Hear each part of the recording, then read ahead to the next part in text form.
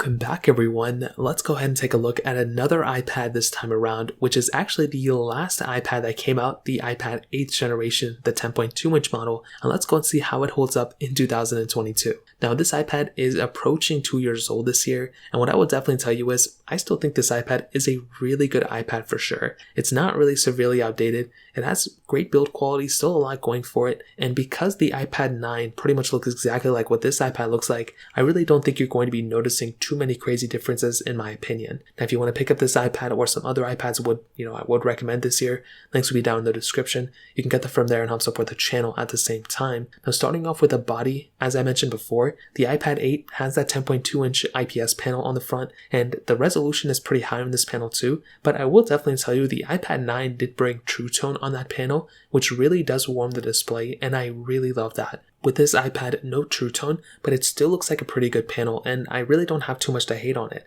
Yeah, it has quite a bit of bezel on the top and bottom compared to something even like the iPad mini 6 nowadays, but I don't really think that's that big of a deal, and I don't see the home button going away for this iPad anytime soon. I'll probably see for the next 2-3 years we are still going to have this design on this iPad, so I don't really see anything changing here, so it still looks good. Touch ID on the front too, and this is the cheapest iPad, or this was the cheapest iPad, so it is understandable why it looks this way, and I'm not really freaking out about it too much. And you have the lightning port at the bottom, and you have a headphone jack on this thing too, which is really cool. On the back, you do have the full aluminum back, which looks so beautiful on this type of iPad. You have the Apple logo in the center of this device, which also looks so beautiful. Then you have that single camera setup as well. Now, there are no, crazy accessories you can use with this thing. I mean, you can connect like a wireless keyboard and mouse and so many other things with these iPads. It does support Apple Pencil 1 though. Personally, if I was somebody who was going to be using an Apple Pencil like every single day, I would have to use something like an Apple Pencil 2. I could not imagine sticking my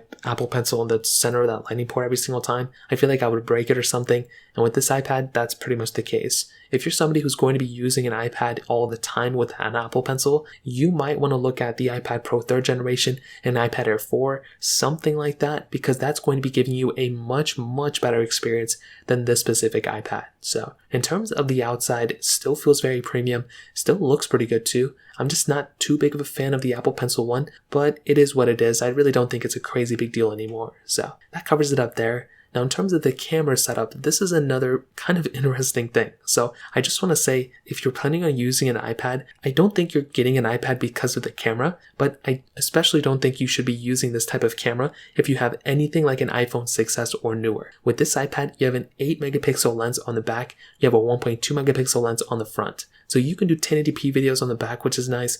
You can do 720p videos on the front, but this is what I'll basically tell you. If you have, this is like an iPhone 6 camera. It's almost like an iPhone 5s camera, to be honest. In fact, it's probably more like an iPhone 5 camera. This thing's camera in this day and age really isn't that good. The megapixel count is very low. You don't really have any awesome features. No 4K on the front or the back, more so the back, that's kind of the more crazy one. So like I mentioned, the iPhone 6s camera is a much better camera than this thing. That's a 12 megapixel lens on the back. I think you have like a 5 megapixel lens on the front or something, but you have the ability of shooting 4K videos on the back of that phone, which is really, really impressive. With this iPad, not so much. Now, I could hate on this iPad and bash it, but I think a big thing to keep in mind is that this is the cheapest iPad Apple made 2 years ago. So again, it's not going to have the best camera of that time. I do think even at that point, this was kind of like a weird decision from Apple, but I would consider this iPad more of like having a camera as a feature more than like a necessity. It's cool that this thing has a camera. You're probably never going to use it, but if for some reason you need to take like phone calls or, FaceTime calls or something like that on this iPad, well, at least it has a camera there where you can actually do it. So I would say that's definitely a feature more so than a con. So that's kind of how I feel about there. Again, I wouldn't necessarily buy this thing because of the camera, but it has a camera, so I think that's kind of a nice touch. So that's kind of how I would sum that specific situation up. Now, in terms of the software, this is actually a very good thing about this iPad, even though it's still kind of a little bit dated. I mean, it's not dated. With the chipset inside, it's pretty much the same chipset as the iPhone XR, XS, and XS Max. Now, that's a 2018 chipset, so it's definitely not the latest chipset anymore, but I do think for that time period, again, it's totally okay. I really don't have too much to complain about with this specific iPad with this chipset, mostly because, like I mentioned, it is a little bit of a dated iPad and it's a cheaper iPad too. So realistically, however long the 2018 iPhones, the iPhone 10R, 10s, and 10s Max are going to last is how long this iPad's going to last. It may last longer. That's kind of what Apple's been doing, is supporting the iPads a little bit longer. But if that doesn't end up being the case, I would say this iPad's going to last probably another 2-3 years with, full OS updates and security updates if it gets them. So that's kind of how I would sum up this software. I think it's good. It's definitely more of a pro than a con in my opinion. So that kind of covers it up there. Now, in terms of the actual performance of this iPad, this thing has that Apple A12 Bionic chip inside of it with 3 gigabytes of RAM. Now, this is kind of a weird thing because the base model of this iPad is 32 gigabytes. It does go up to 128 gigabytes, but that's honestly not a crazy amount of storage. I mean, that's a good amount of storage to have, but it isn't anything crazy that we haven't seen before yet. So that's kind of a weird thing. I don't really understand, but I will basically tell you is that if you're getting this type of iPad, get the most amount of storage you can get. Now, the performance of this iPad I still think is really good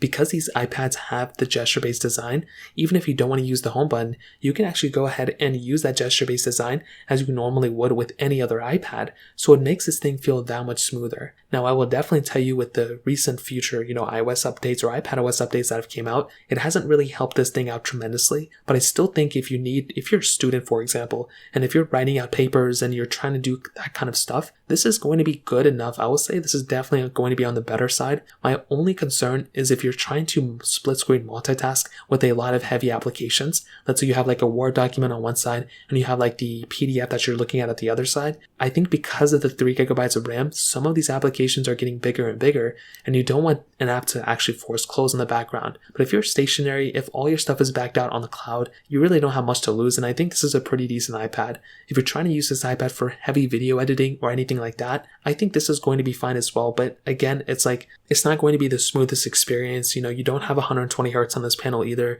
It's going to start showing its age sooner than later. So it's not a big deal right now. But like I mentioned, at some point, you may be better off if you actually go ahead and pick up something like an iPad Pro 3rd Gen, even though it has pretty much the same chipset as this one. That one has more RAM and it has ProMotion display as well. But overall, I think the performance of this iPad is still pretty good, and it does hold up pretty decently in this day and age. Ending it off with the battery life, this battery on this iPad is insane still. It has a 32.4 watt hour battery, and that's a massive size battery to have on a device like this still. Now, I've heard, with the M1 iPad Pros and M1 iPad Air, those things are starting to get really good battery life too. When I had mine, they were pretty good, but these iPads, these base model iPads, have always had some of the best battery life out of any Apple product I've ever had, which is so funny. So these iPads, I will definitely tell you, still hold up well. I mean, iPadOS has been really, really good. I would say in the last couple generations of sustaining the battery life. It still hasn't been perfect, but it has been getting better over time. So what I do think is with something with iPadOS 15 and going in the future iPadOS 16, I'm hoping the battery life stays the same.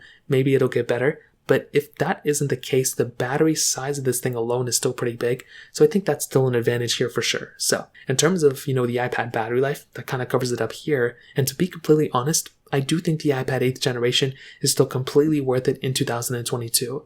I think this is an iPad that still has a lot of capability within it. Is it perfect? No, you are lacking things like a better camera setup on this thing, in my opinion, ProMotion display, maybe better speed and all that stuff. But I do think you know what you're getting with this iPad.